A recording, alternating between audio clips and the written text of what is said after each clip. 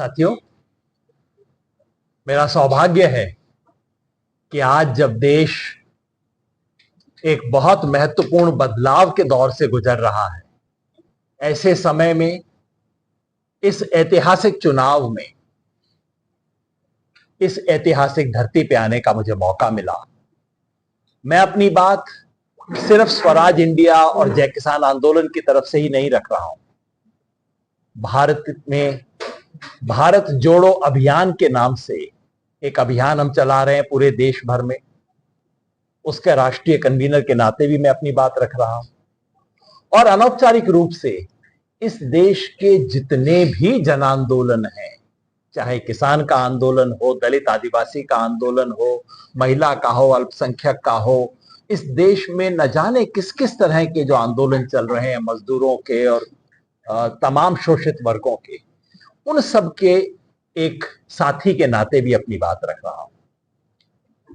आज इस देश में जो हरियाणा का चुनाव हो रहा है, वो इस देश की कुल मिला के दिशा और दशा तय करने के लिए एक बहुत महत्वपूर्ण चुनाव है और उसमें भिवानी की एक बहुत ही अहम भूमिका है। देश में आज जो राज है, जिसे मैं कहता हूं ये झूठ का राज है, ये लूट का राज है और ये फूट का राज है, उस राज के खिलाफ संघर्ष चल रहा है।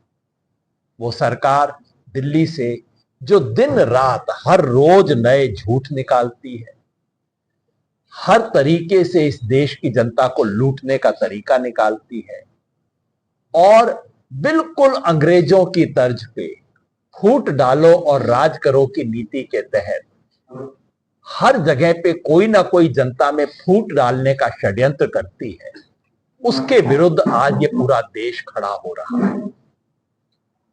उस खड़ा होने की प्रक्रिया में 2024 के चुनाव में इस देश की जनता ने एक सबक तो दे दिया है। 400 पार वाले गुब्बारे में पंचर तो कर दिया है, लेकिन काम अभी अधूरा है और अधूरे काम को पूरा करने की शुरुआत हरियाणा से हो रही है। हरियाणा, जम्मू कश्मीर, फिर मैं उम्मीद करता हूं झारखंड और महाराष्ट्र, यहां जो गुब्बारे में बची हुई हवा है वो निकालने की प्रक्रिया शुरू हो रही है ताकि ये जनता इस देश को बचाने का संदेश दे सके। हरियाणा की जनता ने वैसे अपना मन बना लिया है।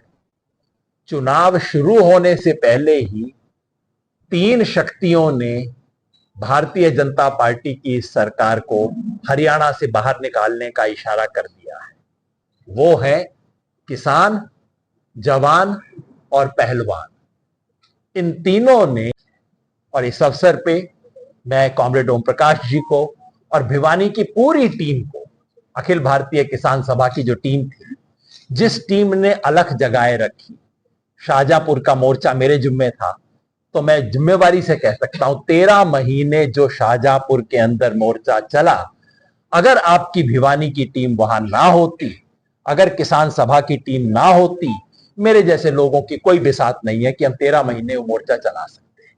ये किसान आंदोलन की परीक्षा का समय है और आपके माध्यम से किसानों को, किसानों के शुभचिंतकों को, किसान आंदोलन से जुड़े हुए तमाम परिवारों को मैं अपील करना चाहता हूं कि अगर उस किसान आंदोलन की थोड़ी सी भी याद हमारे बीच है और उसको हम याद करना चाहते हैं, उसे सैल्यूट करना चाहते हैं, तो उस किसान आंदोलन को सैल्यूट करने का तरीका है दतिया हथौड़ा के ऊपर जाके वोट दबा के। आज उसकी परीक्षा है और साथ में इस देश में और प्रदेश में ईमानदारी की राजनीति की परीक्षा है भिवानी। इसलिए कि दिन रात हम लोग कहते रहते हैं भाई राजनेता ऐसे हैं, ये नहीं करते, वो नहीं सुनते, पता नहीं महल बना लेते हैं, ये करते हैं, वो करते हैं। सही बातें सब लोगों को महसूस होती है, लेकिन जब हमारे बीच कॉमरेड ओम प्रकाश जैसा कैंडिडेट आता है, तब पता लगता है कि हम खाली सिर्फ शिकायत ही करना चाहते हैं या कि कोई जब विकल्प आए तो उस विकल्प के साथ खड़ा भी होना चाहते हैं। तो हरियाणा का परिणाम 8 तारीख को आएगा। परिणाम मोटे तौर पे क्या होगा वो प्रदेश का बच्चा बच्चा जानता है। सड़क के ऊपर अब पता है, सरकार बदल रही है, हवा पलट गई है, हरियाणा की सरकार बदलने वाली है।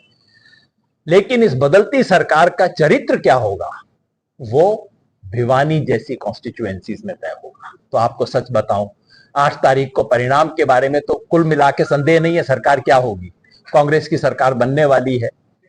लेकिन मेरे जैसे हजारों लाखों लोगों को भिवानी के परिणाम का इंतजार रहेगा।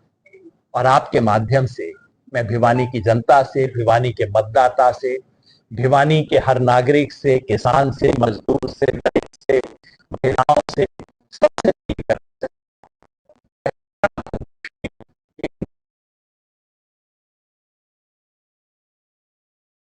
जो 2 मशीनें लगेंगी उसमें पहली मशीन पे दूसरे ही नंबर पे, दूसरा नंबर पे ही है ना जी, दतिया हथौड़ा का हमारा साइन होगा, उसके ऊपर, उस सिंबल के ऊपर बटन दबा के आप हरियाणा प्रदेश में बदलाव की शुरुआत करें। धन्यवाद।